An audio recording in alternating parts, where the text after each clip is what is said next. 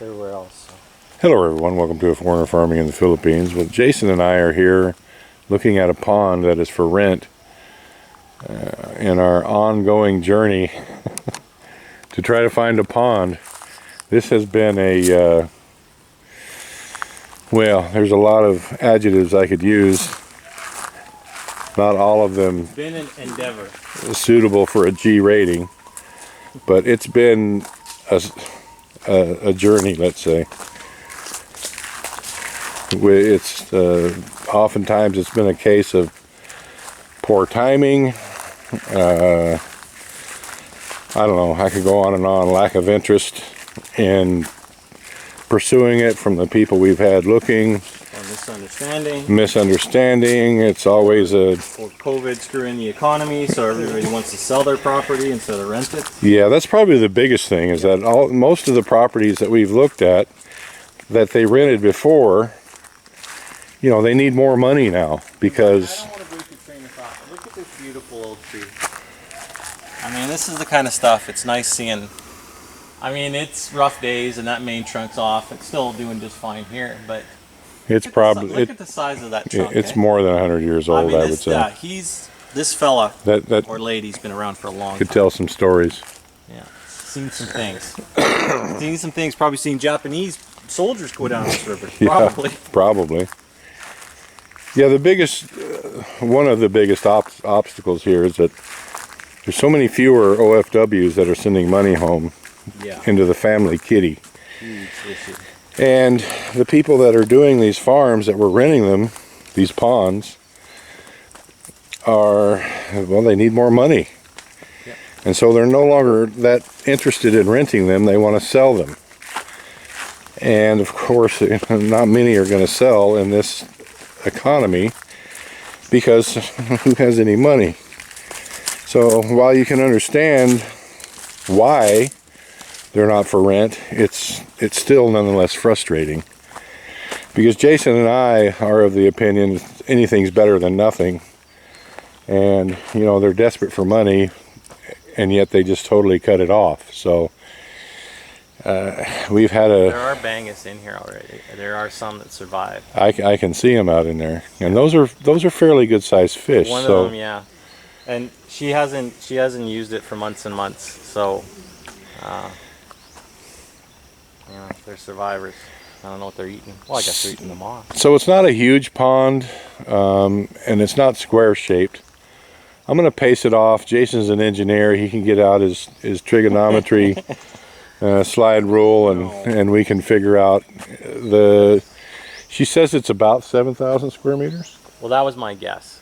Well, that's Jason's guess. That's my guess, including this, including this. Yeah, this little slough we were walking by here is part of it, and Jason wants to use that for a sedimentation pond. A sedimentation pond. So when and unfortunately for those out there, not for the release. Eventually we'll get to that point. Nobody else here, when they release, when they do a water exchange, they just dump it right into the thing. That's not the way to do it, but it's the way everybody does it, and it's the way they've been doing it forever. Yeah. And when I mean 1,000 years, we're gonna change that, but we just don't trust the water quality. So what I want to do is I want to have a point of an intake pond. So sediment, and then we'll use UV to kill all the biologicals in it. The sediment, because when you run it under UV light, I mean, it'll kill everything, including, you know, cysts, spores, viruses, including corona. But the big issue is if the water's turbid, you know, which this is pretty damn turbid. So we would eventually, you'd have to either put something over top and just stop the debris coming in, because those aren't like soil particles. I mean, that's leaves and stuff, and that'll just float, and that's the whole point. You want sedimentation, you want everything dropping to the bottom, right? And then you skim that top filter. It's just like a septic, right? You just skim that top, and that's nice and clean. And then if we said run it under UV lights, we'll have the cleanest water in town, if and when we do water swaps. Yeah, the UV light, I mean, what Jason's saying in layman terms, if there's anything shading the water, like between the UV light and Then the radiation doesn't hit it. right. So it's got to be, the whole purpose is that the particles in it settle so that the UV light can Go through the see water. Yeah. the bacteria and everything else that's in it. So And they kill it. The UVC nukes, like it's no chemical treat. It's better than chlorination. It's better than anything. I mean, the issue is, you got to produce a system where the water is properly exposed to it. But it's the best because there's no residual trace. It's not ozone. It's UVC, and it nukes every little biological good or bad in the water, and that's what we want. So the lady that's been doing this has been doing it for 25 years in this particular pond, and there's still a stump in the middle of it. Yeah, Brian, they don't. That stump never, like, I guarantee you when they bring their, well, they probably, that's the water chuck over there. That's where they do their harvesting. So I'm thinking, Jason, out there in the middle, the water can't be that deep when this pond is full. Well, yeah. Because we're coming up, I mean, full is 2 feet deeper than what it is right now. Probably. Like, I know what you're talking about there, but that's, we got to raise that level. I mean, the people here they're stuck to what high tide brings them. That's their water level. Yeah. We're gonna be pumping in time. Maybe not right now, but we're gonna. Yeah, the only pump we have available right now is a tin can. Well, okay, Brian, we talked about that. Let's not. I'm just saying that's the way to do it, as opposed to, like, it'll be easier to pull the water up to within 10 inches of the top of this dike. We'll have to deal with the saturation and leakage issues and stuff like that. But I know what you've been saying. Like, you're going to say, well, look at the water line there. Well, that's another meter that can very easily be pulled up. That's true. Right? I think what Jason is trying to say is it's a lot easier to make the water deeper than it is to make the pond lower. Yeah, the dirt in the raise pond. The water level. Don't dig down. Like, use the dike to its effectiveness, to its maximum effectiveness. Now this is an interesting design. This is what you want, actually. So I went down here and I said, well, Brian, let's take a peek. I went, well, wait a minute. This is actually what you want for a check, because when you drain the water, you actually want the water at the bottom out, because it's just like that sedimentation pond. That's what's getting you to your sludge and your bad dissolved oxygen content water. You want the water drawn from the bottom, and that's what this does, because this thing, that outlet, it's dug down here. There's a hole there, and it goes in there. She said on high tide in this river, she said it's just under this. Really? She said right here. I said, are you sure, ma'am? And she said, oh yeah. Now that's a king tide. So they only get those, a few times a month, but... well, if that's the level that the water comes to, then that's... Yeah. But remember, Brian, we talked about that. Let's take that with a grain of salt, because that looks pretty high to me. I mean, it could be right. I mean, this does look like, this is the kind of stuff that river water will... How did I end up with 2 phones in my pocket?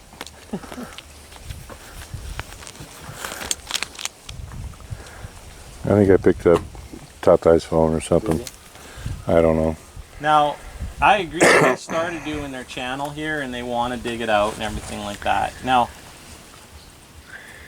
I would assume they would want, in a perfect world, this whole pond would be the depth of that channel going down the middle of it. Correct. But that's a lot of work. That is a lot of work. We all know, what is it? Is it 50 pesos a square meter? I think it depends on who you ask. Those guys that we talked to, it was 50 pesos, and then Melinda's workers were doing it for 40. Yeah. Yeah. Well, it's a lot of work. It's hard to find those guys now, believe it or not, in a bad economy, because it's hard work, guys. Go out there and pull out a square meter of, I mean, it's silt and sand, it's soft, but it's heavier than hell. It's as dense as it's going to be. And pull that out of here. It's a challenge. Yeah, it would take a crew of a dozen men to do this in a couple weeks. Yeah. I mean, At least. it might be feasible. Like I'm thinking mechanization. I would love to have that D4, whatever the guy. It is a D4. It's right? a D4H, yeah. Yeah. You know, drag it down, build a proper access road, and then get in here, and then go to town, and start pushing these berms up. It'd be a lot of pushing. Yeah, but for a D4, Brian, this soil is soft. For him, like I mean, we're thinking like for a man, yes, but he could take one pass, and he'll have to stop because his blade would get overfilled. But you know, he could do this in a day. No, he couldn't do it in a day. I bet you he could. Well, you're Filipino style. Like, well, you can start a day at 7 a.m. You don't have to start at 10 a.m. like everybody else does. Well, I can only go off my experience on the plateau, how much dirt he was able to move. First of all, they don't run their dozer here. All the ones that I've seen, they don't run it at PTO speed, the 1640 or whatever. They just idle it along. You know, it's Filipino style. They're saving fuel. They're not in any hurry. My guess is that DH4, the guy would be in here for like 5 days. No. Yeah, it would. Yeah. Brian, no Because way. he's never gonna have more than 18 inches of dirt in front of his blade. So let's divide this pond size into 5. So in one day he gets to there. Second day he gets to there. Now that's part, like we always make fun of the fact that I'm an engineer. One of my first jobs out of school was we're the monitor for construction sites. And so you got to watch contractors. They're all good, salt of the earth bend, but if they have a chance to take advantage of you, they will. And you got your mobilization time, and so I'm pretty familiar. Now, don't get me wrong. I know it is how hard you push your machine, but if somebody said to me that, boss, it's going to take us this long to move, I mean, Brian, that's less than 1,000 square meters. If a proper dozer operator can't move that in a day. You're preaching to the choir, but I'm just telling you, because it's going to take a day. It's going to take a day to get the dozer here, right? Yeah, well. And then it's going to take a day to get the dozer out, because that's how they do things. So what? So get. So 3 days of actual work at 3,000 pesos an hour, with delivery 100K, and this pond would be. It's deep, but that's the thing but then it isn't just like take it down a little bit, like you could bring it down a lot deeper. Well, I was going to get a stick and measure get an estimate on the different water levels. I'm curious how much lower they could take this.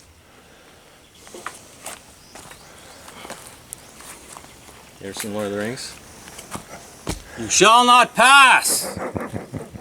Yeah, I'm a nerd, guys, what can I say? Alright, so if we go right here, here, hold that up there, Jason. Right there. Hold that. Let's see what we got over here. If I can keep from dumping the phones in the water. So we could drop it we could almost totally drain it. Well, look at where the intake is, Brian. Yeah. But you could feasibly bring it to there. And it would have to be drained for a couple days to get that dozer in here to work. We're still limited without pumping. We're limited to tide height. Yeah. We're limited.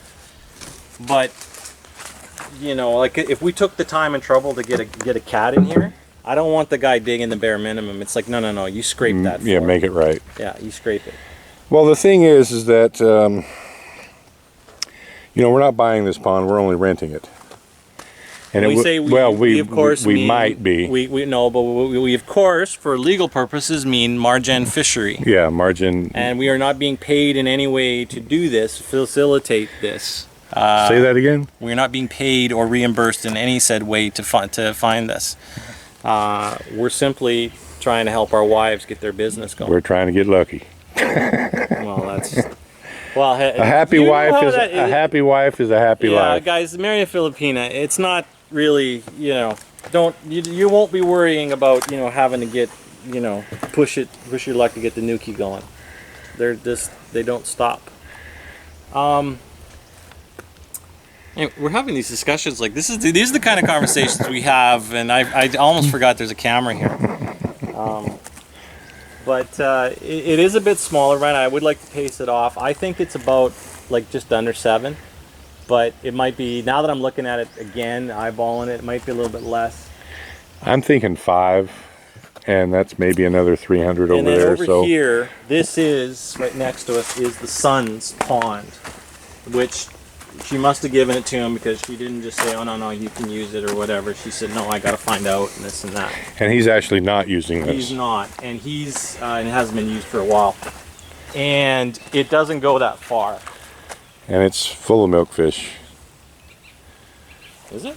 There was a school of about 50 there, and I can see them down there. Well, I don't know. Maybe he's doing something with it. I don't know. It's not very big at all. It has its own check. Yeah, it does have its own check. I can tell by the line of this grass that he's not per se using it, because this stuff will grow around salt water, but it doesn't like to be submerged in salt water. So if this little pond was ever filled, then what's growing along the bank here would be not there, just like it is here. I mean, it'll only go to the level of the water. Yeah, and that's what I'm saying. Like, you can, I mean, if you got a berm that high, as long as the water level will allow, use it. Like, don't get me wrong, I understand about soil saturation. I know it's going to leak and everything like that, but we'll find out where it does leak, and if we have to dig down at those points and put a more permeable barrier, we will. But so it's got caretaker house. This is hers. She couldn't remember she didn't have the. So this is the Leaning Tower of Pansett? Well, it's a start. I mean, it's here. I'm not saying that I'm thinking it's the most fantastic thing, but it's here, right? You got the little. Oh, I see what happened. They put the pylons in fill. Oh, don't! It's that's like why everything that's here. Why it's leaning. Like it breaks my heart with how little attention they paid to foundations and proper pilings. As a structural engineer, you're probably. I'm over it. Like they've got. They don't care. They've got this wall propped up here with a 1x2, so I'm sure that will suffice. You know what? We're smiling, but it does. It does suffice. It isn't going to fall down in the next 2 days. The roof is new. Look at that. That is a new roof. Oh yeah, there you go. That's within a month or two. Now that is like, if we did this, like, I don't care how much it would cost. Like, I want proper underpinning. Like, it doesn't, like, just dig it up, cement proper underpinning. Where are you from? It doesn't cost that much. It doesn't. I mean, yeah. In a lot of other countries, it would cost a lot of money because you'd have to do it. Like, it can be done properly, have a proper piling, and then this could be level and square, and you don't have to worry about it for 20 years. Well, let's call it 10 for when that bamboo rots out. Remember I was telling you? If anybody has a line on bamboo that's, I mean, what was that? That about 1.5 inches, 1 3/4 diameter? 2? Yeah, 1.5 inches. 1.5 inches. If anybody has a line on this, I need about 50 linear feet, this size. And I'm taking this, so. Jason, I've been looking around, couldn't find any. I have a supply at the house. We'll get the bolo out and chop you down a couple. Yeah, and you folks will see what I got planned. He's got a plan. Okay, so anyway, there's serious thought being considered to renting this pond. It is the thing is, what I was getting to before is that it's a 3-year lease. This particular old woman is old school, and that's just how it's done. That's the custom here. A lot of improvements you could make in 3 years. Yeah, that's true. I mean, that tree stump. Her husband is not well, and she doesn't want the hassle of looking after this thing. Right, and she's elderly. He's laid up now. I guess he's bedridden, so she's got to take care of him pretty much full time, and so that's that. So we'll keep you apprised. Thank you, everyone. Please like, comment, share, and subscribe.